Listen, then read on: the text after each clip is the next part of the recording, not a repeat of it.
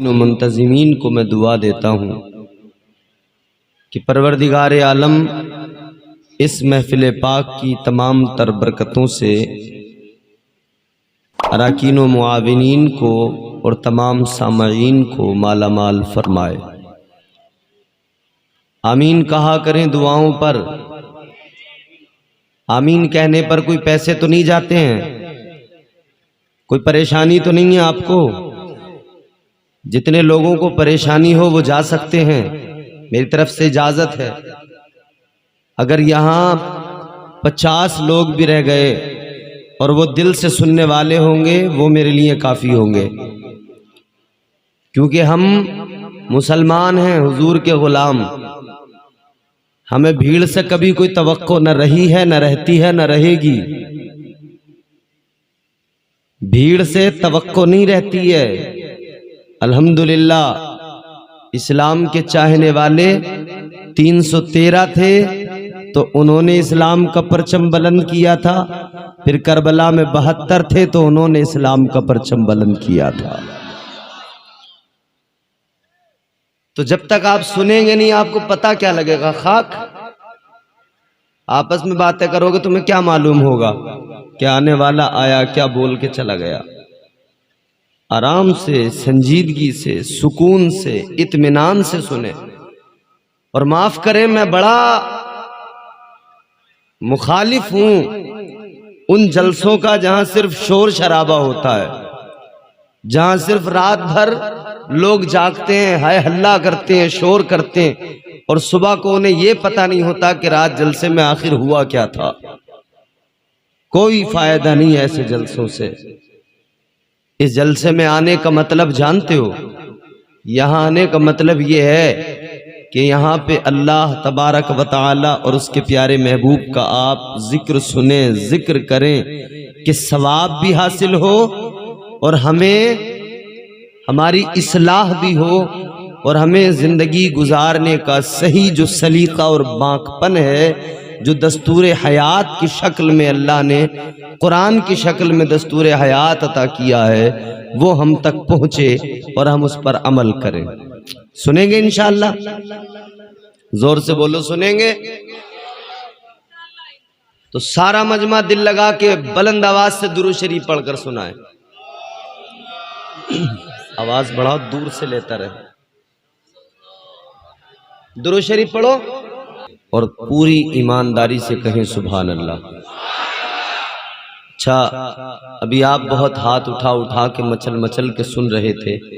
एक मर्तबा जरा पूरी मोहब्बत के साथ अपने दोनों हाथ उठा के कहें सुभान अल्लाह, माशाअल्लाह।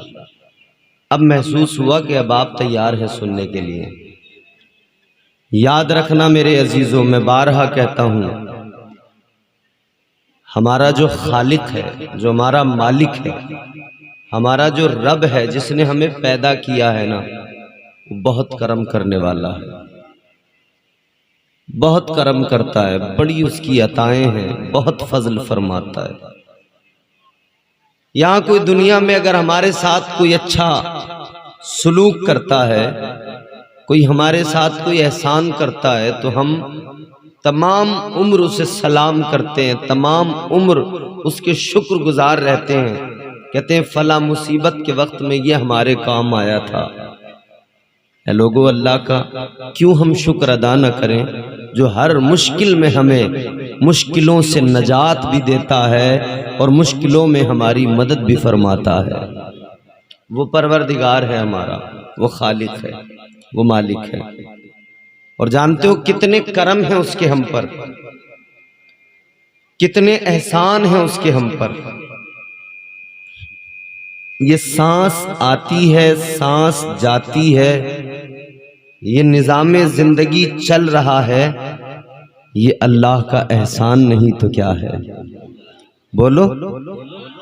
ये सांसें अगर चल रही हैं तो ये फकत परवरदिगार का करम है।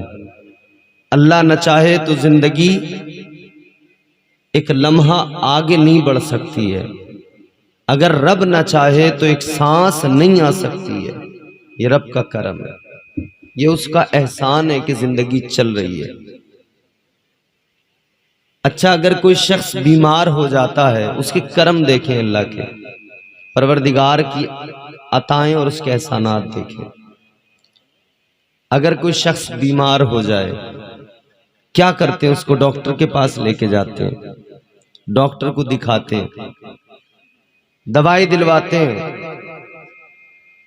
आराम हुआ तो ठीक, वरना बड़े डॉक्टर को दिखाएंगे, शहर में लेके जाएंगे। चलो मैं आपके सामने एक छोटी सी बात रखकर अल्लाह के करम और उसके एहसानात का एहसास दिलाना चाहता हूं। एक हाजी साहब थे, बीमार हो गए, तबीयत खराब हो गई। तबीयत ज्यादा खराब हुई, हार्ट प्रॉब्लम, हार्ट अटैक, दिल की शिकायत। और जानते हो, जब दिल की शिकायत होती है, अटैक आता है ना, तो आदमी लम्हों में खत्म हो जाता है। बात समझ में आ रही है आपको? उर्दू समझने में दिक्कत तो नहीं है? ताजदारे मदीना वालिए कौनैन मुस्तफा करीम का कलमा पढ़ने वालों, नबी के आशिकों, गौर करो। एक हाजी साहब बीमार हुए, तबीयत खराब हुई, हार्ट प्रॉब्लम, अटैक आ गया, सांसें बराबर नहीं चल रही हैं। डॉक्टर को दिखाया गया, डॉक्टर ने कहा एडमिट कर दो हॉस्पिटल में। एडमिट कर दिया गया। एक एक लफ्ज तवज्जो से सुनना, सुकून से, बिल्कुल हाय हल्ला नहीं, शोर नहीं, आराम से सुनना। इसलिए कि सिर्फ शोर से कुछ नहीं होता, कुछ समझ में भी आना चाहिए। बरगे हिना पे लिखता हूं मैं दर्द दिल की बात, शायद के रफ्ता रफ्ता लगे दिल रुबा के हाथ। अंदाजे बयां गर्चे बहुत शौक नहीं है, शायद के तेरे दिल में उतर जाए मेरी बात। जब बीमार हुए, एडमिट कर लिया डॉक्टर ने, तो एडमिट करने के बाद में कहा कि इनकी तबीयत ज्यादा खराब है, इन्हें मशीन पर रखना पड़ेगा। आप भी कभी किसी मरीज को देखने के लिए अस्पताल गए होंगे, वो मशीन आपने भी देखी होगी। नदीम भाई, एक मशीन होती है जिसे वेंटिलेटर मशीन कहते हैं, एक मशीन होती है जिसे बाईपाइप मशीन कहते हैं। जब तबीयत ज्यादा खराब हो जाए, सांस लेने में दुश्वारी होती हो, जब तबीयत ज्यादा खराब हो जाए, सांस नहीं आता हो, ऑक्सीजन की दिक्कत हो, तो वेंटिलेटर मशीन पे रखा जाता है पेशेंट को, ऑक्सीजन भी दी जाती है, उसके दिल की धड़कनों को भी काबू किया जाता है। हाजी साहब को उसी मशीन पर रख दिया गया। एक दिन, 2 दिन, 3 दिन मशीन पर रहे, तबीयत में सुधार आने लगा, बीमारी कम हुई, तबीयत अच्छी हुई। जब आराम मिला तो डॉक्टर ने कहा अब तुम घर जा सकते हो, अब तुम्हें छुट्टी दी जाती है, डिस्चार्ज किया जा रहा है हॉस्पिटल से, घर चले जाओ। डॉक्टर साहब ने डिस्चार्ज कर दिया, बिल बना के दिया, 1 लाख रुपए का बिल बना के दिया। हाजी साहब ने बिल का पर्चा देखा तो आंखों में आंसू आ गए, रोने लगे। डॉक्टर ने कहा हाजी साहब क्या हुआ, रोने क्यों लगे, आंखों में आंसू क्यों आ गए? कहीं ऐसा तो नहीं कि मैंने आपकी हैसियत से ज्यादा बिल बना दिया? आपके पास देने के लिए पैसे नहीं है, बिल ज्यादा हो गया, इसलिए तो आंखों में आंसू नहीं आए, इसलिए तो नहीं रो रहे कि बिल ज्यादा हो गया। इतना सुनाए तो हाजी साहब ने कहा डॉक्टर बिल की बात नहीं, पैसों की बात नहीं, 1 लाख की बात नहीं, 1 लाख क्या, अगर 2 लाख का बिल भी होता तब भी मैं बड़े आराम से दे देता। मैं पैसों की वजह से नहीं रोया, मैं बिल की वजह से नहीं रोया। तो डॉक्टर ने कहा किस लिए रोए, रोने की वजह बता दो, रोने का रीजन बता दो, सबब बता दो। तो डॉक्टर से हाजी साहब कहने लगे तेरा बिल देख के नहीं रोया, मैं अल्लाह के करम को याद करके रोया हूँ। 3 दिन तेरी मशीन पे रहा, 3 दिन तूने ऑक्सीजन दी है, 3 दिन तेरी मशीन ने दिल की धड़कनों को कंट्रोल किया, 3 दिन तेरे अस्पताल में रहा, तूने 1 लाख का बिल बना के दे दिया। मुझे अल्लाह का करम याद आ गया, मेरा परवरदिगार 60 साल की मेरी जिंदगी हो गई, हर दिन मेरा खुदा मुझे ऑक्सीजन भी देता है, हर दिन मेरा परवरदिगार मेरे दिल की धड़कनों को भी चलाता है, हर दिन मेरा खुदा मुझे बीमारियों से वबाओं से बचाता है, हर दिन मेरा खुदा मुझे ऑक्सीजन दिया करता है। लेकिन मेरे खुदा ने आज तक मुझे बिल बना के नहीं दिया है। बोलो, कभी अल्लाह ने कोई बिल मांगा तुमसे कि मैं तुम्हें ऑक्सीजन देता हूं, मुझे इसकी कीमत दो, इसका बिल दो? कभी अल्लाह ने कुछ मांगा तुमसे कि मैं तुम्हें रोजाना ताजा फ्रेश हवा देता हूं, मैं तुम्हें खाने को फल देता हूं, सब्जियां देता हूं, गल्ला देता हूं, अनाज देता हूं, सब कुछ देता हूं? रब ने कभी कीमत मांगी? अगर अल्लाह कीमत मांग लेना तो परवरदिगार की इन नेमतों पर हमारी औकात नहीं कि हम कीमत अदा कर सके। ये फकत उसका करम है, ये फकत उसकी अताएं हैं, ये फकत उसके एहसानात हैं। तो जब भी अल्लाह तबारक व तआला परवरदिगार आलम के एहसानात को याद किया करो तो अपने रब का शुक्र अदा किया करो, इसलिए कि शुक्र अदा करने से नेमतों में इजाफा होता है, नेमतें अल्लाह बढ़ा दिया करता है। जो बंदा अल्लाह का शुक्र अदा किया करता है, अल्लाह ताला नेमतें बढ़ा दिया करता है, अल्लाह उस पर अपने करम और अताओं और इनायतों में इजाफे कर दिया करता है। परवरदिगार का करम बढ़ता चला जाता है, परवरदिगार की अताएं बढ़ती चली जाती हैं। ऐ मेरे सुन्नी मुसलमानों, ऐ नबी के आशिकों, जरा गौर से सुनो, आओ जरा मुस्तफ़ा के जिक्र की महफिल में आए हो। वो खुदा जिसने तुम्हें और मुझे पैदा किया, वो परवरदिगार जिसने तुम्हें और मुझे बनाया, वो तुम्हारा मेरा खुदा, वो खालिक़े कायनात जिसने लफ्ज़ कुन से कायनात को वजूद बख्शा है, वो खुदा जिसने इतनी बड़ी कायनात को बनाया और इतनी बड़ी कायनात बनाने के लिए ए लोगों जरा गौर तो करो। हम छोटा सा घर बनाते हैं, हम छोटा सा मकान बनाते हैं, कोई मालदार अपनी बिल्डिंग बनाता है, कोई बंगला बनाता है, उसे इंजीनियर की जरूरत पड़ती है। पहले इंजीनियर नक्शा तैयार करके देता है, फिर वो मकान तैयार होता है। पहले इंजीनियर नक्शा बनाता है, इंटीरियर डिजाइनर आता है, वो अलग आपको डिजाइनिंग के बारे में बताता है, इंटीरियर कैसा रहेगा। छोटा सा मकान बनाने के लिए एक इंजीनियर चाहिए, इंटीरियर वाला चाहिए, पेंट वाला चाहिए, मेमार चाहिए, इतने लोगों की जरूरत होती है। लेकिन सुनो, परवरदिगार आलम ने, खालिक़े कायनात ने इतनी बड़ी कायनात को बना दिया, मगर सुनो मेरे अजीजों, अल्लाह ने किसी इंजीनियर से नक्शा नहीं बनवाया, अल्लाह ने किसी इंटीरियर डिजाइनर को नहीं बुलाया, अल्लाह तबारक व तआला ने इसके लिए किसी को ऐसा नहीं किया कि इसके डिजाइन के लिए अल्लाह तबारक व तआला को किसी इंजीनियर की जरूरत पड़ी हो, बल्कि अल्लाह तबारक व तआला ने चाहा दुनिया को पैदा किया जाए, अल्लाह ने फरमाया कुन हो जा फयकुन, फिर सारी कायनात पैदा हो गई। वो सुपर पावर है, वो सुपर पावर, उसकी शान क्या है? परवरदिगार आलम का कुरान कहता है इन्नल्लाह अला कुल्ली शैइन कदीर। वो सुपर पावर, ताकत वाला, कुदरत वाला, वो हमारा खुदा है। हम उस खुदा का नाम लेते हैं, उसके सामने अपनी पेशानी झुकाते हैं, और ये भी फकत उस रब का करम है कि उसने हमें तौफीक दी है कि हम राह हक पर हैं और हम रब के सामने अपनी पेशानियां झुकाते हैं। वरना मियाँ दुनिया में कितने लोग हैं समझ रहे हो?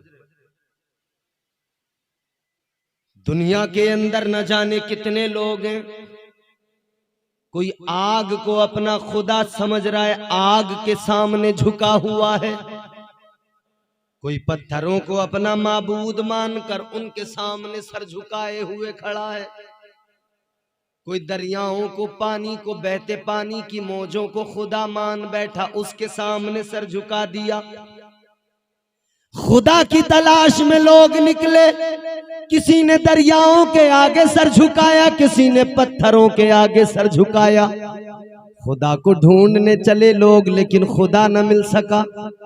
किसी ने खुदा मान लिया पत्थरों को, किसी ने पेड़ों को, दरख्तों को खुदा मान लिया। उस रब का एहसान मानो कि उस परवरदिगार आलम ने तुम्हें और मुझे गुमराहों के दरमियान नहीं रखा, अल्लाह ने कुफ्र में मुब्तला नहीं रखा। ये अल्लाह का एहसान नहीं तो क्या है, ये उस रब का करम नहीं तो क्या है कि उस परवरदिगार ने आपको और मुझे साहिबे ईमान बनाया है। ईमान की दौलत अल्लाह ने अता फरमाई है, अल्लाह ने मोमिन बना दिया। ए लोगो, अल्लाह ने मोमिन बनाया तो शान भी कितनी बुलंद की, और मुझे और आपको और ज्यादा खुश होना चाहिए। मोमिन बनाने के साथ में अल्लाह ताला ने ये भी करम किया कि मुझे और आपको अपने प्यारे महबूब का उम्मती बना दिया है, ताजदारे मदीना का गुलाम बना दिया है। ए लोगो, हम अपनी किस्मतों पे जितना नाज करें कम है, इसलिए कि जब हम पैदा हुए हमारे कान में अजान पड़ी गई, हमें बता दिया गया अशहदु अन्ना मुहम्मदर रसूलुल्लाह। हमारे कान में पढ़कर बता दिया गया, ओ पैदा होने वाले, ओ दुनिया में आने वाले, खुश हो जा कि तुम मुस्तफा का गुलाम बन के आया है। उसका करम नहीं तो क्या है। याद करो रब के एहसानात, उसके करम को याद करो। मेरी तुम्हारी इंसान की औकात क्या थी? ये फकत परवरदिगार आलम का करम है, खालिक़े कायनात का करम है कि हम दुनिया में मौजूद हैं। अच्छा, इंसान अगर अपनी हकीकत को देखे, क्या हकीकत है इंसान की? अल्लाह इज्जत न देता तो इंसान की औकात क्या? अल्लाह ने इज्जत दी है। हकीकत यह है इंसान की मेरे अजीजों। अच्छा, इंसान के वजूद को अल्लाह ने दो चीजों से आरास्ता किया। कितनी चीजों से? दो चीजों से। एक ये जिस्म है, एक रूह है। दो चीजें हैं। जिस्म क्या है? ये जिस्म मिट्टी से बना है, एक दिन मिट्टी में मिल जाता है। ये जिस्म मिट्टी से बनाया परवरदिगार ने, मिट्टी से बनाए तो वापस इसे मिट्टी में मिलना है। इसीलिए तो अल्लाह ने कुरान में फरमाया ना, परवरदिगार आलम ने फरमाया, मिनहा खलकनाकुम वफीहा नुईदुकुम वमिनहा नुखरिजुकुम तारतन उखरा। अल्लाह ने क्या फरमाया? परवरदिगार आलम ने फरमाया, ये जो जिस्म है ना, मिट्टी है। फरमाया, इंसान तुझे हमने मिट्टी से बनाया, वफीहा नुईदुकुम, फिर वापस तुझे मिट्टी में मिला दिया जाएगा। वमिनहा नुखरिजुकुम तारतन उखरा, फिर वो दिन भी आएगा कि इसी मिट्टी से तुझे दोबारा फिर उठाया जाएगा। अल्लाह ताला का करम देखो, अल्लाह ने इंसान को मिट्टी से बनाया, मगर मिट्टी से बनाने के बावजूद इज्जत कितनी अता की है, अल्लाह ने अशरफ बना दिया। कितनी इज्जत अता की, अल्लाह ने अफजल बना दिया। शैतान तो इसी हसद में मर गया। वो कहता था मैं अफजल हूं, मगर परवरदिगार ने फरमाया कि मैंने अफजलियत का ताज तो इंसान को अता कर दिया, मैंने अफजलियत का ताज तो आदम के सर पे सजा दिया। अल्लाह ने जनाबे हजरत आदम अलैहिस्सलाम को पैदा किया, परवरदिगार आलम खालिक कायनात ने। अच्छा गौर करो, इंसान को बनाया अल्लाह ने मिट्टी से बनाया। अब जरा बनाने का प्रोसेस भी देखें, अल्लाह ने किस तरह से बनाया। अल्लाह ने फरिश्तों के दरमियान फरमाया, खालिक कायनात ने फरमाया, तुम्हारे मेरे खुदा ने फरिश्तों के दरमियान फरमाया। अल्लाह तबारक व तआला ने फरमाया कुरान पढ़ो मेरे अजीजों, कुरान बताता है, कुरान सुना करो, कुरान को समझा करो, कुरान को पढ़ा करो। इसलिए नहीं पढ़ते कुरान को। आज तो हमारा हाल ये, साल में एक मर्तबा जब रमजान आ गया हमने ताकों से कुरान को उठा लिया, हमने एक मर्तबा साल में कुरान की तिलावत की, हमने समझा बस काम हो गया, कुरान की तिलावत का हक अदा हो गया, उसके बाद में फिर कुरान को ताकों में रख दिया। नहीं मेरे प्यारे, साल में एक मर्तबा पढ़ने के लिए कुरान मजीद नहीं दिया अल्लाह ने। ये तो दस्तूर हयात है, ये तो आईने जिंदगी है, ये तो निज़ाम खुदा है जो अल्लाह ने अता फरमाया है। ऐ लोगों गौर करो, परवरदिगार आलम ने कुरान मजीद अता किया। अब अल्लाह ने कुरान में इंसान के पैदा करने, उसकी तख्लीक के प्रोसेस को बयान किया। अल्लाह ताला ने कितनी इज्जत दी है, लोगों गौर करो। परवरदिगार आलम ने फरिश्तों के दरमियान फरमाया, अल्लाह ने ऐलान किया, व इज़ क़ाला रब्बुका व इज़ क़ुलना लिल मलाइकति इसजुदू लि आदम फसजदू व इज़ क़ुलना लिल मलाइकति इसजुदू लि आदम। अल्लाह ने जब पैदा कर दिया ना तो फिर फरिश्तों को सजदे का हुक्म दिया। ये इज्जत दी अल्लाह ने इंसान को। और पैदा करने से पहले क्या फरमाया, व इज़ क़ाला रब्बुका लिल मलाइकति इन्नी जाइलुन फिल अर्दि खलीफा। परवरदिगारे आलम ने फरमाया, ऐ फरिश्तों मैं जमीन में अपना खलीफा बनाने वाला हूं, जमीन में अपना खलीफा। अब यहां से मेरे लफ्जों को जरा तवज्जो से सुनना। अल्लाह ने क्या फरमाया, मैं जमीन में अपना खलीफा बनाने वाला हूं। तो ये बात तो तय हो गई ना, ये तो अल्लाह ने ऐलान कर दिया ना कि इंसान को बनाया जा रहा है जमीन के लिए, खिलाफत अर्जी दी जाएगी, जमीन के लिए पैदा किया जा रहा है। मगर अब एक सवाल करता हूं, मुझे बताओ, और तुम सब जानते हो, अल्लाह ने हजरत आदम अलैहिस्सलाम को, पहले इंसान को जब पैदा किया तो ऐलान तो ये था कि जमीन में अपनी खिलाफत अता करूंगा, जमीन में खलीफा बनाऊंगा। लेकिन अल्लाह ने हजरत आदम को पैदा करके रखा कहां पर, जानते हो? कहां रखा अल्लाह ने? जन्नत में रखा। कहां? अरे बोलो। हजरत आदम अलैहिस्सलाम को अल्लाह ने पैदा किया तो कहां रखा? जोर से बोलो। जन्नत में। जिसे जन्नत में जाना हो ना, वो जन्नत का तसव्वुर करे। फिर सुने, अल्लाह ने जन्नत में रखा। ये उलमा बैठे हैं, आपको बताएंगे, तस्दीक करेंगे। हमारे मोहतरम मद्दाह खैरुल नाम नदीम रजा फैजी साहब, आपने इनसे भी कलाम सुने, बहुत उम्दा आवाज, बहुत उम्दा अंदाज। आप मचल रहे थे, उछल रहे थे, खुश हो रहे थे। वाकई नाते मुस्तफ़ा सुनकर आशिकों का कलेजा ठंडा होता है, दिल को सुकून मिलता है। बिल्कुल ये सच्ची बात है। तो इनका अंदाज, इनका आपने लबो लहजा से मात किया है। अब जरा ये दो चार बातें मेरी भी आप तवज्जो से सुने। हजरत आदम अलैहिस्सलाम को अल्लाह ने पैदा किया तो कहां रखा? जन्नत में। अगर हम आलम ख्याल में सवाल करें, परवरदिगार तूने हजरत आदम अलैहिस्सलाम को पैदा करने से पहले ऐलान कर दिया था, आदम को बना रहा हूं, इंसान को बना रहा हूं, जमीन में खिलाफत अता करूंगा, तो मौला जमीन पर ही भेज देता, तूने आदम को जन्नत में क्यों रखा? बात समझ रहे हैं आप? ए भैया इधर देखो मेरी तरफ सामने, जरा जोर से बोलो सुभान अल्लाह। नबी का जिक्र सुन रहे हो ना, हुजूर के जिक्र की महफिल है ना, तो जरा प्यार से मुस्कुरा के बोलो सुभान अल्लाह। यार लाजवाब नबी की लाजवाब उम्मत, और आज उस उम्मत का हाल ये हो गया कि वो उम्मत जानती नहीं है कि हम सुन क्या रहे हैं, उसे पता ही नहीं लग रहा है कि हम सुन क्या रहे हैं।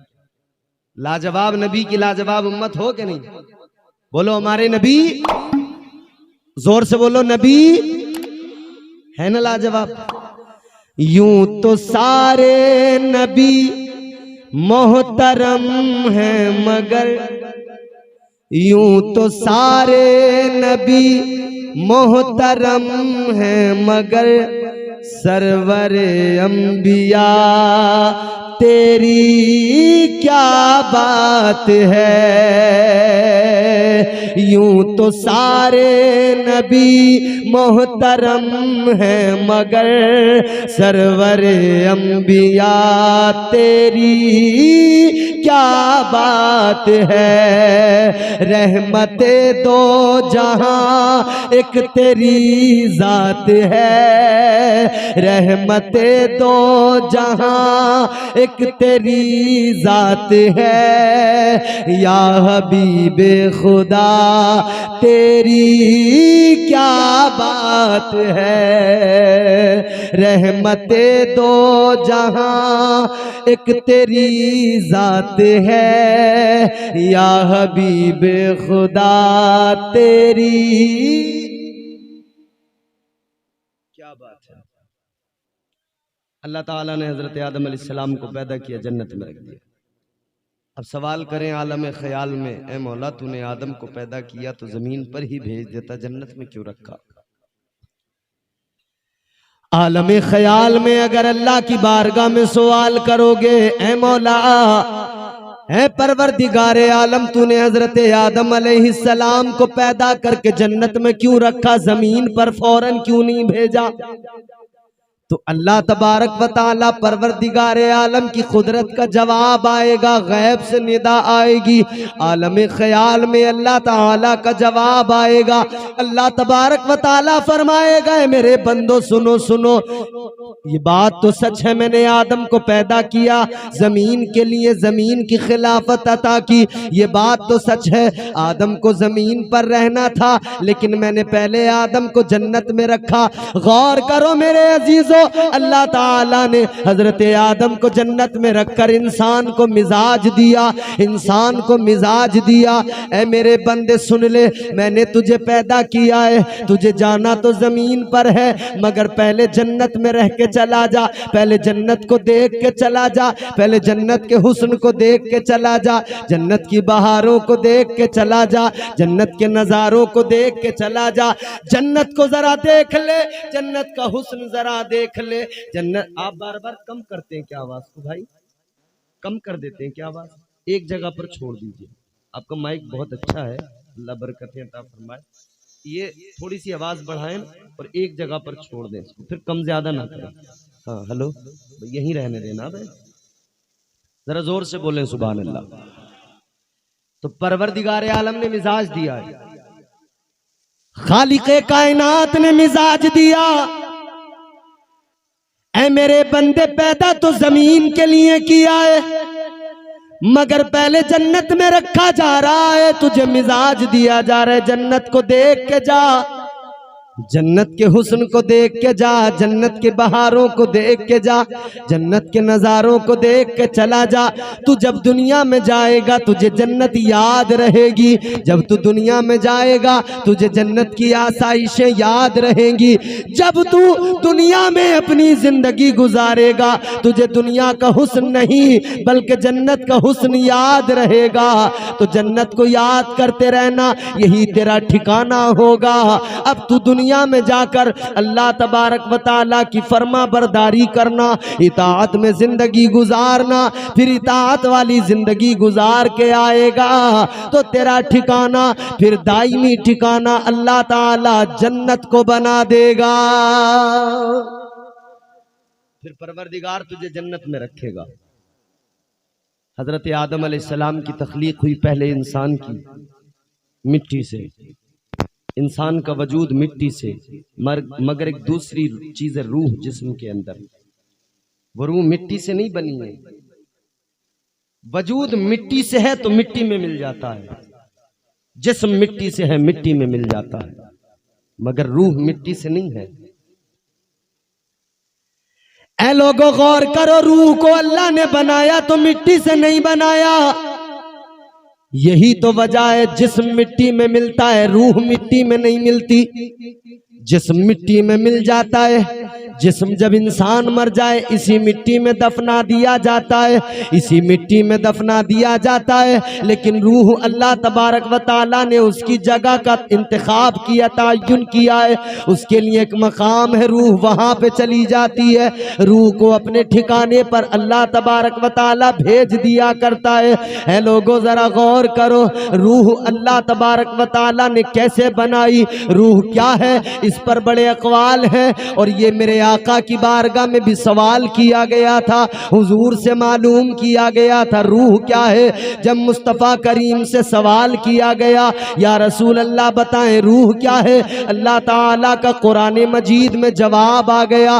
परवरदिगार आलम का कुरान कहता है, अल्लाह ने फरमाया यसअलूनका अनिर रूह कुलिर रूहु मिन अम्रि रब्बी। अल्लाह ताला ने कुरान मजीद में फरमाया, ए मेरे महबूब, ये जो तुमसे रूह के बारे में सवाल करते हैं, ये जो रूह के बारे में मालूम करते हैं, आप इनसे फरमा दीजिए रूह क्या है। रूह अल्लाह ताला का एक हुक्म है, रूह अल्लाह का एक अम्र है, अम्र रब है। ये हुक्म खुदा है, अम्र खुदा है।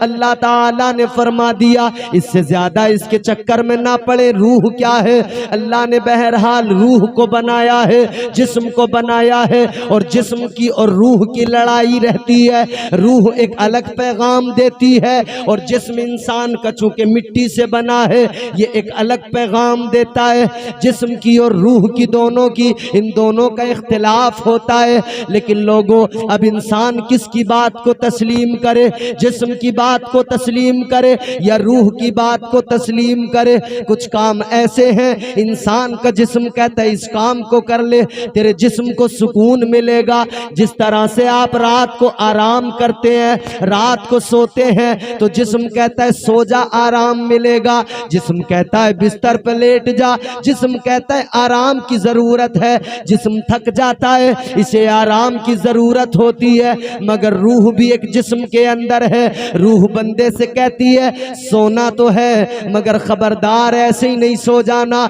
जिस्म का आराम देखना। लेकिन जिस्म के आराम के साथ साथ रूह की तस्कीन का भी ख्याल करना, रूह के आराम के बारे में भी सोचना। अगर ऐसे ही सो गया, जिस्म को आराम तो मिल सकता है, रूह को आराम नहीं मिलेगा।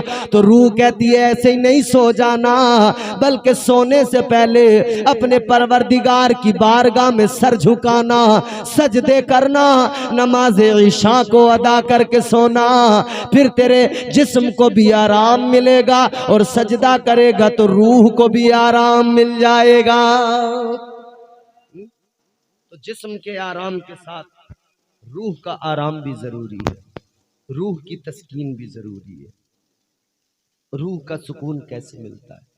अल्लाह तबारक व तआला ने फरमाया हमने रात को आराम के लिए बनाया, सुकून के लिए बनाया। रात को बंदा सोता है, सुकून मिलता है। हाँ मेरे अजीजों गौर करो, अल्लाह ताला ने रात को आराम के लिए बनाया, सुकून के लिए बनाया। मगर बात जब रूह की आती है तो कुछ ऐसे लोग हैं जिन्हें रात को बिस्तर पे सोकर आराम मिलता है। कुछ ऐसे लोग मिलेंगे जो बिस्तर पे सोएंगे तब आराम मिलेगा। और कुछ ऐसे भी अल्लाह वाले हैं कि जब वो सजदे में सर रखेंगे तब उन्हें आराम मिलता है, तब उन्हें सुकून मिलता है। आओ मेरे अजीजों सुनो, सुकून क्या होता है और सुकून किसको कहते हैं। एक बादशाह अपने महल के अंदर सो रहा है, एक बादशाह है जो अपने नरमो गुदाज बिस्तर पे लेटा है, मखमली बिस्तर पे लेटा है, बड़े मजे की नींद है उसकी, बड़े आराम की जिंदगी है उसकी। ऐ लोगों, लेकिन बादशाह ने खिड़की खोल के देखा, बाहर का मंजर है। बादशाह ने देखा एक फकीर है, उसके पास में कुछ भी नहीं है, न कोई गद्दा है न कोई बिस्तर है, उसके पास में कोई बेड नहीं, कोई चारपाई नहीं है। उस फकीर के पास में एक फटी हुई चादर है। एक फटी हुई चादर को लेकर वो फकीर रोड पर लेट गया, रोड के फुटपाथ पर सोने लगा। जब रोड के फुटपाथ पर फकीर सो रहा है, जब उसने अपनी चादर को आधी को बिछाया, आधी चादर को अपने जिस्म पर डाल लिया, आधी चादर को बिछाकर आधी चादर को उसने ओढ़ लिया, वो फुटपाथ पर लेट गया, फुटपाथ पर नींद लेने लगा। बादशाह देख के सोचने लगा, एक मेरी जिंदगी है, मैं महलों के अंदर नरमो गुदाज बिस्तर पे सोता हूँ, मेरे इर्द गिर्द खादिम हुआ करते हैं। एक इसकी जिंदगी है फकीर की कि इसके पास में बिस्तर तक नहीं है, इसके पास में न कोई बेड है, न कंबल, न तकिया है, एक फटी चादर है, उसी को आधी को बिछा रहा है और उसी को आधी को जिस्म पे ओढ़ रहा है। ए लोगों, रात तो गुजर गई, अब सुबह का उजाला फैला, सुबह की सफेदी नमूदार हो गई, सुबह का उजाला हुआ। बादशाह ने कहा महल को सजाओ जरा और फकीर को बाहर से बुलाओ। फकीर को बाहर से बुलाया गया। बादशाह ने फकीर को बुलाकर मालूम किया, ए फकीर ये बता तेरी रात कैसी गुजरी है? मैं हूँ जो महल के अंदर सोता हूँ, नरमो गुदाज बिस्तर पे सोता हूँ, एक तू है, तेरी जिंदगी है, तू फुटपाथ पे सोया करता है। तो बादशाह ने कहा बता तेरी जिंदगी कैसी, तेरी रात कैसी गुजरी? तो बादशाह के सामने वो फकीर कहने लगा, ऐ बादशाह मेरी रात के बारे में मालूम कर रहा है तो सुन ले, मेरी आधी रात तेरी रात की तरह गुजरी है और आधी रात तेरी रात से भी ज्यादा अच्छी गुजरी है। बादशाह ने कहा तेरी रात मेरी रात जैसी, और तू कह रहा है कि तेरी रात मेरी रात से अच्छी? तेरी रात मेरी रात से अच्छी कैसे हो सकती है? तू फुटपाथ पे सो रहा था, मैं महल में सो रहा था, मैं अपने मखमली बिस्तर पे सो रहा था और तू फुटपाथ पर सो रहा था, तेरी रात मेरी रात से अच्छी कैसे हो गई? तो बादशाह को जो फकीर ने जवाब दिया ना, वो जवाब सुनो मेरे अजीजों। वो फकीर कहने लगा बादशाह से, ऐ बादशाह तू अपने महल में सोया, तू अपने नरमो गुदाज बिस्तर पे सोया, मैं फुटपाथ पे रोड पे सो गया, लेकिन जब मुझे भी नींद आ गई, तुझे भी नींद आ गई, तो नींद आने के बाद में फिर इसका एहसास नहीं होता कि कौन कहां सो रहा है। नींद सबको एक जैसी आती है। बोलो, ये सोते में भी आपको पता रहता मैं मखमल के गद्दे पे लेटा हूं, सो गए, नींद सबकी एक जैसी है, नींद नींद होती है। बादशाह से फकीर कहने लगा तू भी सो गया, मैं भी सो गया। सोने से पहले तक एहसास था कि मैं रोड पर हूं, तू महल में है, लेकिन जब सो गए तो दोनों की नींद एक जैसी हो गई, सो गए तो फिर आगे जो रात गुजरी है वो तेरी मेरी एक जैसी गुजरी है। तू भी सो गया, मैं भी सो गया, तुझे भी नींद आ गई, मुझे भी नींद आ गई, और नींद में दोनों की रात एक जैसी हो गई। फकीर कहने लगा बादशाह आधी रात तूने भी सोकर गुजारी, मैंने भी सोकर गुजारी। कहता है आधी रात तो मेरी बिल्कुल तेरी रात की तरह गुजरी, मगर कहने लगा आधी रात के बाद में फिर मेरी रात अच्छी हो गई, तेरी रात से ज्यादा अच्छी गुजर गई। कहने लगा आधी रात तक मैं सोता रहा तेरी जैसी रात, मगर आधी रात के बाद में मैं उठा, मैंने उठने के बाद में अपने मालिक को याद करना शुरू कर दिया। मैंने उठने के बाद में सजदे में सर झुका दिया, अपने परवरदिगार को याद करने लगा, मैं रब के हुजूर मुनाजात करने लगा। जब मैंने अपने रब को याद करना शुरू किया तो फिर जो मुझे सुकून मिला, फिर जो अल्लाह का करम हुआ, रब की रहमतों ने मुझे आगोश में ले लिया। फिर जो आधी रात गुजरी है ऐ बादशाह, वो आधी रात मेरी तेरी रात से हजारों दर्जा अच्छी गुजरी है। बादशाहों की महल के अंदर गुजारी हुई रातें फकीरों की रातों से अच्छी नहीं हो सकती है। अल्लाह को याद करके देखो दिल से, फिर कितना सुकून मिलेगा। अच्छा, आप खानकाहों से जुड़े हुए लोग हैं, मसरूर मियां, आप उनसे ताल्लुक रखते हैं, हुजूर आला हजरत से ताल्लुक रखते हैं, दीगर बुजुर्गों से, सरकार गौसे आजम से, सरकार अजमेर हजरत ख्वाजा मोइनुद्दीन चिश्ती से, इन तमाम बुजुर्गों से ताल्लुक रखते हैं। इनकी जिंदगियां देखी हैं कभी? क्या सिखाया है इन्होंने, क्या पैगामात दिए हैं इन्होंने। मसरूर मियाँ के मानने वालों, खानकाहों ने क्या किया, पीरों ने क्या दिया। खानकाहों ने खालिस दीन दिया, अल्लाह की मोहब्बत दिलों में डाली।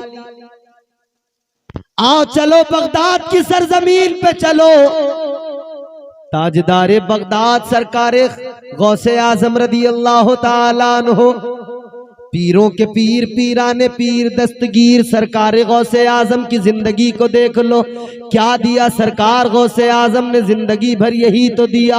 आपकी बारगाह में चोर आया तो आपने वली बना के भेज दिया है, अगर डाकू आया है तो आपने विलायत का ताज पहना दिया है, शराबी आया है तो उसको मुत्तकी बना दिया है, अगर जानी आया है, आपकी बारगाह में गुनाहगार आया है, जब आया तो दिल जंग आलूद था, गुनाहों की जंग लगी थी, लेकिन आपकी बारगाह से गया तो दिल को शफाफ आईना बनाकर गया, दिल में अल्लाह रसूल की मोहब्बत लेके गया, परवरदिगारे आलम का प्यार दिल में लेके गया।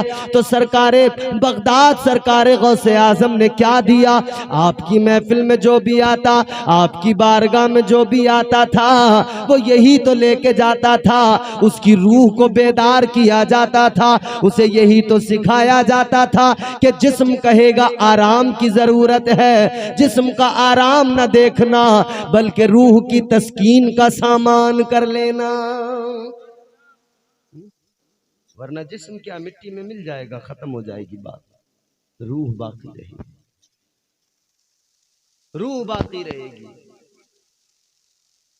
हमारे बुजुर्गों ने, खुदा की कसम, उनका तरीक़ेकार, उनकी जिंदगियां अगर आप देख लेना, एक मैं नाम बता रहा हूं आपको अल्लाह के वली का, एक बड़े मारूफ तरीन वली हैं अल्लाह के, हजरत बायजीद बुस्तामी रहमतुल्लाह अलैह, नाम सुना है?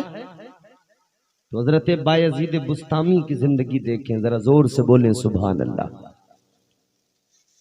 वली के कुर्ब से कुर्बे हुजूर मिलता है, मोहब्बत करते हो ना वलियों से, वली के कुर्ब से कुर्बे हुजूर मिलता है, वली के कुर्ब से कुर्बे हुजूर मिलता है, वली के इश्क का बदला जरूर मिलता है।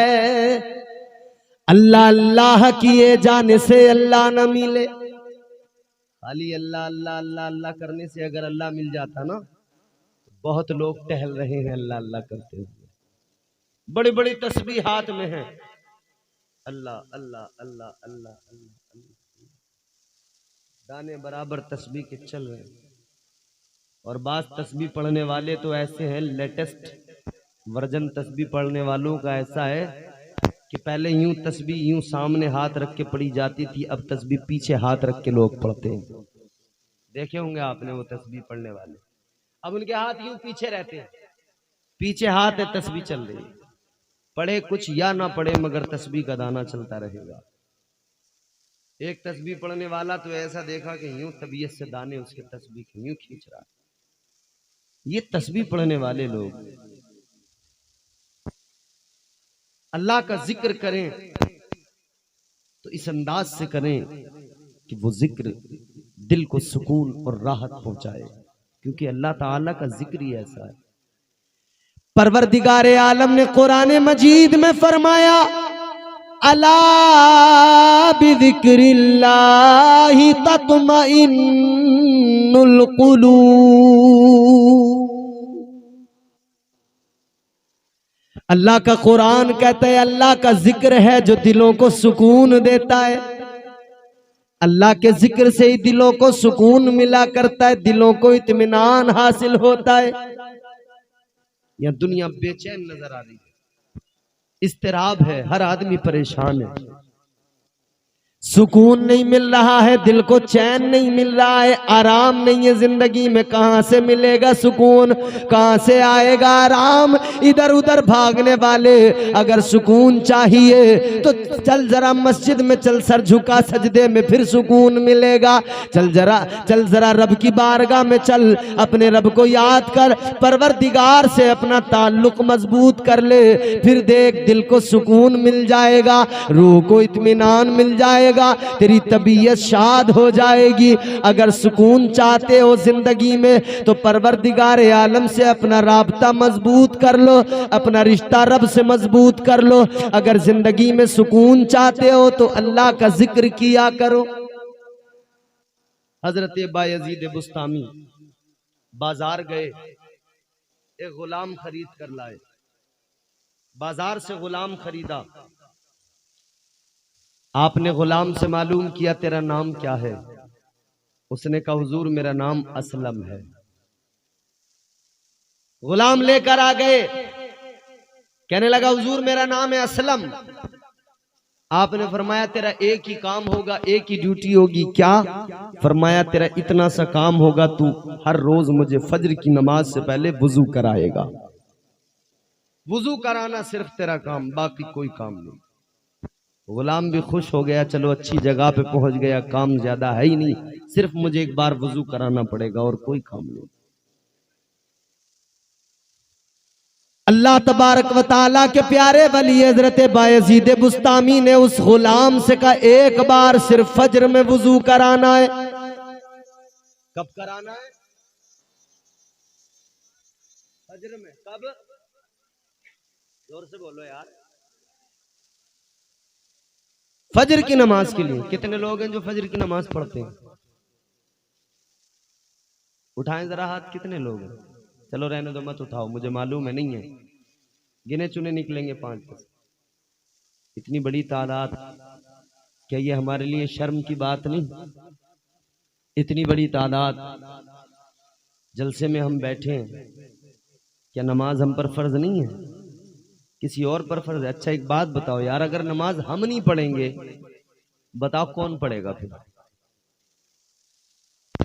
अरे नमाज हम पर ही तो फर्ज है, ये मंदिर में घंटा बजाने वालों पे फर्ज है? बोलो। अबे हम नहीं पढ़ेंगे तो कौन पढ़ेगा? कोई और पढ़ेगा। मगर अजीब बात है, अजीब तमाशा है यार। मुसलमान एक तरफ कहता है मैं रुसवा हो रहा हूँ, एक तरफ कहता है मुझे आज तकलीफें हैं, परेशानियां हैं, मुसीबतें हैं, मेरी जिंदगी बड़ी सख्त हो गई, दुश्वार हो गई, रोजी नहीं है, कारोबार में बरकत नहीं है, मेरा काम नहीं चल रहा। कितने फोन आते हैं लोगों के, लोग अपना दर्द दिल सुनाते हैं, रोते हैं, दुखड़े सुनाते हैं, कहते हैं हम बड़े परेशान हैं, कहते हैं हमारा कारोबार नहीं चल रहा, कहते हैं हमारे घर में बरकत नहीं हो रही। कहाँ से बरकत होगी? कभी घर में सजदा तो किया कर, कभी घर में कुरान की तिलावत तो किया कर। तू घर में तिलावत कभी नहीं करता, तू सजदे में सर कभी नहीं झुकाता, कहां से बरकत होगी? कहां से जिंदगी में सुकून आएगा? कभी खुदा को याद करके देख, दिल से कितना सुकून मिलेगा। फिर तुझे अंदाजा होगा जब रब को याद करते हैं सुकून कितना मिलता है। जब परवरदिगार को याद किया जाता है तो इंसान की जिंदगी में कितना फर्क पड़ता है, बदलाव कितना आता है, जिंदगी किस दर्जा खुशगवार बन जाती है। याद रखना, अपने रब के सामने हमेशा झुकते रहना, नमाजें पढ़ते रहना। आज बताइए हमारी हालत क्या है? ये बड़ी तादाद में नौजवान बैठे हैं मेरे सामने, नई उम्र के बच्चे बैठे हैं ये मेरे सामने, ये रात को सोते नहीं जल्दी और सुबह को उठते नहीं जल्दी। रात को 12-12, 1-1 बजे तक, 2-2 बजे तक ये मोबाइल चलाते हैं, घूमते फिरते रहते हैं। किस लिए? मुझे बता, क्या रात में तेरा बच्चा कोई बिजनेस करता है? क्या रात में तुम्हारा बच्चा कोई ऐसा काम करता है जिसके लिए उसे जागना जरूरी है? नहीं ना, सिर्फ मोबाइल ही तो चला के जागता है। सिर्फ फेसबुक पर ही तो 4-5 घंटे रात को खराब करता है, सिर्फ इंस्टाग्राम पर ही तो बर्बाद करता है ना वक्त को। वक्त को बड़ी आसानी से हम बर्बाद करते चले जा रहे हैं। जानते हो वक्त की कदर क्या है, वक्त की अहमियत क्या है? किसी कहने वाले ने बड़ी प्यारी बात कही, सुबह मगरूर को वो शाम भी कर देता है, शोहरतें छीन के गुमनाम भी कर देता है। सुबह मगरूर को वो शाम भी कर देता है, शोहरतें छीन के गुमनाम भी कर देता है।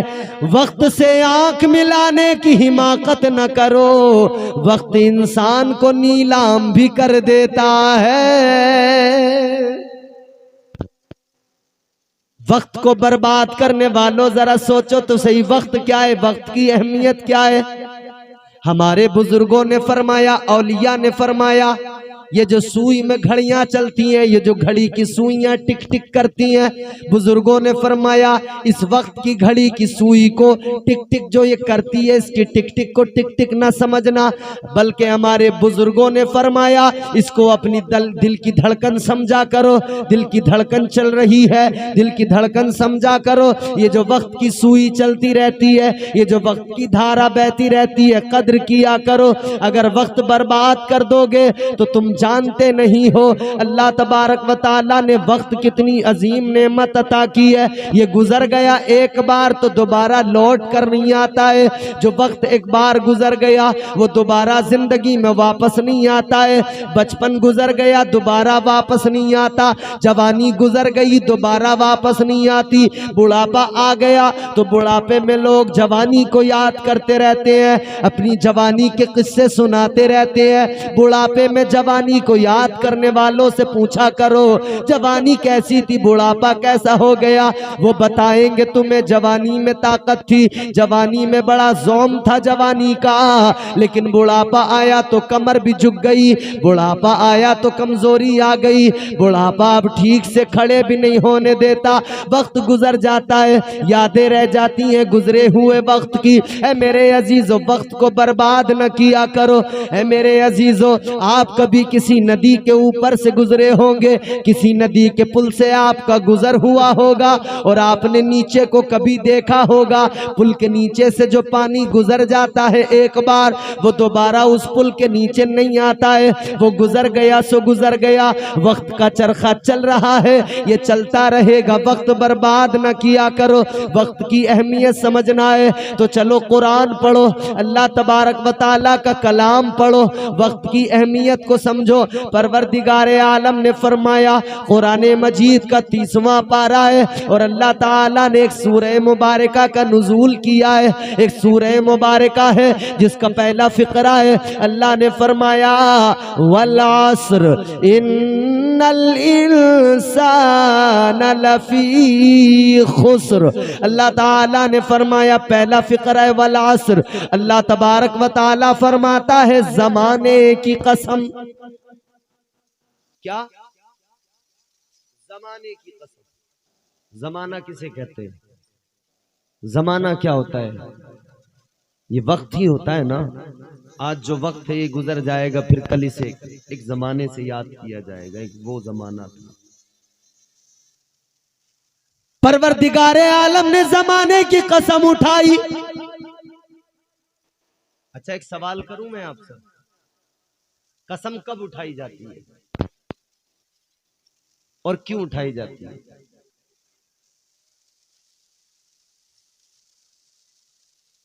जो सच बोलता है उसे क्या कभी कसम खाने की जरूरत पड़ती है? बोलो बोलो। कहते ना सच को आंच नहीं होती। मगर मुझे बताओ कायनात में कौन है इतना बड़ा सच्चा कि खुदा से ज्यादा सच बोलने वाला हो? सबसे बड़ा सच्चा परवरदिगार है, सबसे बड़ा सच्चा खुदा है। बोलो सुभान अल्लाह। नींद आ रही है आप लोगों को? तकरीर खत्म कर दें या सुन रहे हैं आप? जोर से बोलें सुभान अल्लाह। अच्छा हाथ उठा के एक बार बोलें सुभान अल्लाह। कोई तकलीफ तो नहीं हाथ उठाने में? कोई परेशानी? ये हाथ उठाना भी बेकार नहीं होता है, समझ रहे हो? हाथ उठाना मैं कुरान से साबित कर दूंगा, ये बहुत कामयाब है। लोगों जरा कुरान पढ़ा करो, हर चीज का जवाब मिल जाएगा। परवरदिगारे आलम का कुरान सुनो। आज तुमने हाथ उठा के सुभान अल्लाह कह दिया, रब का कुरान पढ़ो। अल्लाह ताला ने सूरह यासीन में फरमाया, अल यौमा नख्तिमु अला अफवाहिहिम व तुकल्लिमुना ऐदीहिम। परवरदिगारे आलम ने कुरान मजीद में फरमाया, मैदान मैशर को याद करो लोगों। अल्लाह ने फरमाया मैशर में जबानें बंद हो जाएंगी, हाथ गवाही देंगे। जबानें बंद हो जाएंगी, हाथ गवाही देंगे। आज अगर नबी के जलसे में बैठकर हाथ उठाए और अल्लाह की पाकी का ऐलान किया तो ये हाथ गवाह बन जाएंगे। कल मैदान महशर में ये हाथ गवाही देंगे, अल्लाह के सामने अर्ज कर देंगे, ऐ परवरदिगार तेरा बंदा गुनाहगार तो था ऐ मौला, मगर ये जब तेरा जिक्र सुनता था, ये जब तेरे महबूब की महफिल में आता था मौला, ये हाथों को उठाकर तेरी पाकी का ऐलान किया करता था। तो जब हाथ उठा के आप कहते हैं ना, तो ये हाथ गवाह बन जाते, तो फिर ये हाथ मैदान महशर में गवाही देंगे, मौला इसने तेरा जिक्र सुन के, इसने तेरी बातें, तेरे महबूब का जिक्र सुन के तेरी पाकी का ऐलान कर दिया था। अल्लाह राजी हो जाएगा। तो मैंने अर्ज किया, कसम की उसे जरूरत होती है जो एतबार दिलाना चाहता हो। और याद रखना, सबसे बड़ा सच्चा परवरदिगार, खुदा से बड़ा सच्चा बोलो कोई है कोई? सबसे बड़ा सच्चा परवरदिगार। लेकिन परवरदिगारे आलम ने कसम उठाई, जमाने की कसम।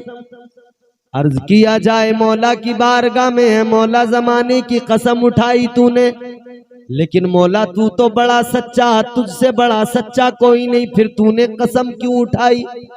ए मौला तुझे कसम की क्या जरूरत? तो अल्लाह तबारक व तआला का जवाब आएगा, ऐ मेरे बंदो बात ये है, कसम उठाने की वजह ये है कि जब कसम उठाई जाती है ना, तो या तो उस बात की अहमियत, वो कितनी इंपॉर्टेंट बात है, कितनी जरूरी बात है, उसकी अहमियत को साबित किया जाता है। लेकिन इसके साथ साथ कसम उठाने की एक और वजह है। अल्लाह ने कसम उठाई है जमाने की कसम, और ये जमाना कौन सा है जिसकी कसम उठाई अल्लाह ने?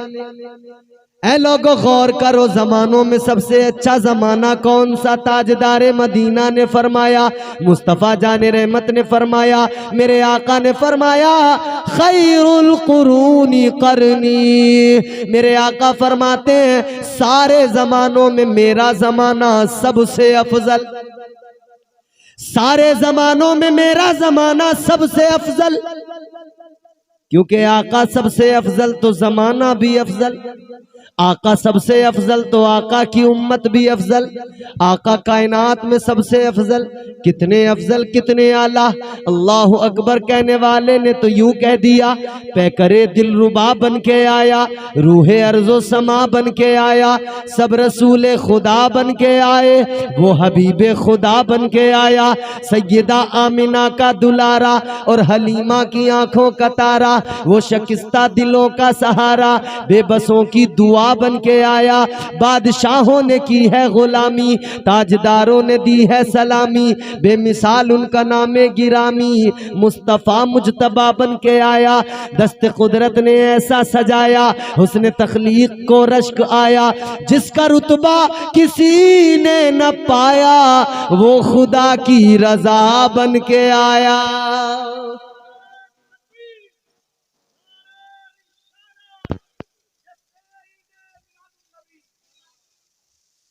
तो नबी सबसे अफजल है ना, कायनात में सबसे अफजल मेरे हुजूर है। हम गुलाम हुजूर की अफजलियत का ऐलान करते हैं, इसीलिए तो कहते हैं शाहे उमम फख्रे रसुल, शाहे उमम फख्रे रसुल, वल्लाह तेरी क्या शान है। शाहे उमम, शाहे उमम फख्रे रसुल, वल्लाह तेरी क्या शान है। रूहुल अमी या शाहिदी, रूहुल अमी या शाहिदी, दर का तेरे दरबान है। रूहुल अमी या शाहिदी, दर का तेरे दरबान है। शाहे उमम। और एक शेर सुना रहा हूं आपको, अगर आपको अच्छा लगे तो बोलना, अच्छा ना लगे तो ना बोलना। रब की रजा चाहो अगर तो राजी करो सरकार को। अरे जोर से बोल दो। रब की रजा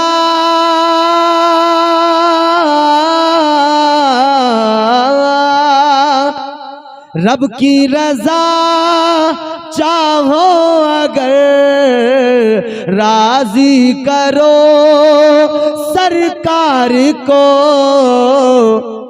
फिर खुल्द में जाना तेरा, जन्नत में फिर जाना तेरा।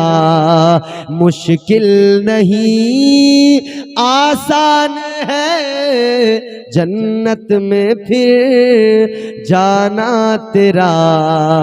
मुश्किल नहीं आसान है। शाहे उमम। सबसे अफजल हुजूर है, सबसे आला मेरे मुस्तफ़ा है। तो अल्लाह ताला ने जमाने की कसम उठाई। हुजूर ने फरमाया सबसे अफजल सबसे बेहतर जमाना मेरा जमाना। परवरदिगारे आलम ने कसम उठाई इसलिए कि जमाना हुजूर का अफजल है। तो ये कोई और जमाना नहीं है जिसकी कसम उठाई गई, ये जमाना मेरे मुस्तफ़ा का जमाना। तो अल्लाह तबारक व तआला ने गोया कसम उठा के फरमाया कि रसूल जितना लाजवाब है उसका जमाना भी तो मैंने अफजल बनाया है। इसीलिए उस जमाने की अहमियत को बताने के लिए और वक्त की अहमियत को बताने के लिए अल्लाह ताला ने कसम उठाई है कि बंदों को मिजाज मिल जाए। वो जमाना कि जिस जमाने में हुजूर दुनिया में तशरीफ लाए, वो जमाना कि जिसमें हुजूर मौजूद है। और वो जमाना सिर्फ वो जमाना नहीं है, अगर कोई समझे कि हयाते जाहिरी के 63 साल जो हुजूर ने मक्का मदीना में गुजारे बस वही हुजूर का जमाना, ऐसा नहीं है मेरे प्यारे। वो जमाना भी हुजूर का जमाना, उसके बाद वाला जमाना भी हुजूर का जमाना, और जिसमें हम रहते हैं वो भी मेरे आका का जमाना है, और सुबह कयामत तक मेरे मुस्तफा का जमाना है। हर जमाना मेरे हुजूर का है, कयामत तक मेरे आका का जमाना है। आज भी आका का जमाना, कल भी आका का जमाना, सुबह कयामत तक मेरे आका का जमाना। इसलिए कि हुजूर कल भी थे, आज भी हैं, कल भी रहेंगे। कल भी आका मौजूद, आज भी मौजूद, और कयामत तक मौजूद रहेंगे। और हम जब कलमा पढ़ते हैं तो हम यही तो ऐलान करते हैं, हम कहते हैं ला इलाहा इल्लल्लाह। कलमा शरीफ का पहला फिक्रा हम कहते हैं अल्लाह के सिवा कोई माबूद इबादत के लायक, जोर से बोलो, नहीं। अल्लाह इबादत के लायक है। और दूसरा फिक्रा कहते हैं मुहम्मदुर रसूलुल्लाह सल्लल्लाहु अलैहि वसल्लम। क्या तर्जुमा? मोहम्मद सल्लल्लाहु ताला अलैहि वसल्लम अल्लाह के रसूल हैं। अल्लाह के, जोर से बोलो, रसूल रसूल रसूल हैं। ये तो नहीं कहते रसूल थे, बोलो क्या कहते हैं? हैं। हर इंसान कलमा पढ़ने वाला यही कहता है कि मोहम्मद सल्लल्लाहु ताला अलैहि वसल्लम अल्लाह के रसूल हैं। कोई ये नहीं कहता थे। कल जनाब सिद्दीक अकबर ने कलमा पढ़ा, उन्होंने भी कहा है। हजरत उमर फारूक आजम ने कलमा पढ़ा, उन्होंने भी पढ़ा है। हजरत उस्मान गनी ने पढ़ा, मौला अली ने पढ़ा, उन्होंने भी कहा है। और आज हम पढ़ते, हम भी कहते हैं, हमारे बाद वाले पढ़ेंगे वो भी कहेंगे हैं। कयामत तक जितने भी लोग कलमा पढ़ेंगे वो सब यही कहेंगे हैं। तो इसका मतलब क्या है? कल वालों ने कहा आज भी है, आज वाले कह रहे हैं आज भी है, और आने वाले कल में भी कहा जाएगा आज भी है। कलमा पढ़ना इस बात की अलामत है, इधर कलमा पढ़ा, इधर मेरे आका की जिंदगी का, इधर मेरे मुस्तफा की हयात का अकीदा भी वाज़े हो गया। हयातुन नबी का अकीदा एक कलमे ने, पहले कलमे के फिक्रे ने वाज़े कर दिया कि हमारे आका कल भी दुनिया में मौजूद थे, आज भी है और सुबह कयामत तक रहेंगे। मतलब ये हुआ मुस्तफा कल भी जिंदा थे, आज भी जिंदा है, सुबह कयामत तक जिंदा रहेंगे।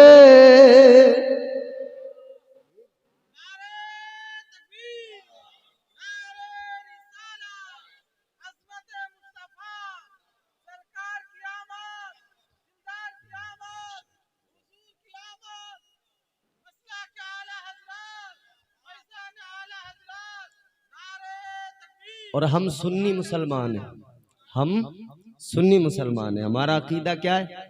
हम तो दुनिया को बताते हैं हुजूर की बात करने वालों, हमारे नबी की जिंदगी की बात करने वालों, अरे हमारा अकीदा तो सुनो। हम तो सारी दुनिया को पैगाम देते हैं, बताते हैं। हर सुन्नी मुसलमान, हमारी कौम का बच्चा बच्चा कहता है या रसूल अल्लाह, तुझ पे मर मर के हुए सारे जियाले जिंदा, तुझ पे मर मर के हुए सारे जियाले जिंदा, तू भी जिंदा है, तेरे चाहने वाले जिंदा। हमारे नबी भी जिंदा, नबी का हर गुलाम। तुझ पे मर मर के हुए सारे जियाले जिंदा, तू भी जिंदा है, तेरे चाहने वाले जिंदा। कल भी थे, आज भी हैं, कल भी रहेंगे यूं ही। कल भी थे, आज भी हैं, कल भी रहेंगे यूं ही। फातिमा जहरा की आगोश के पाले जिंदा।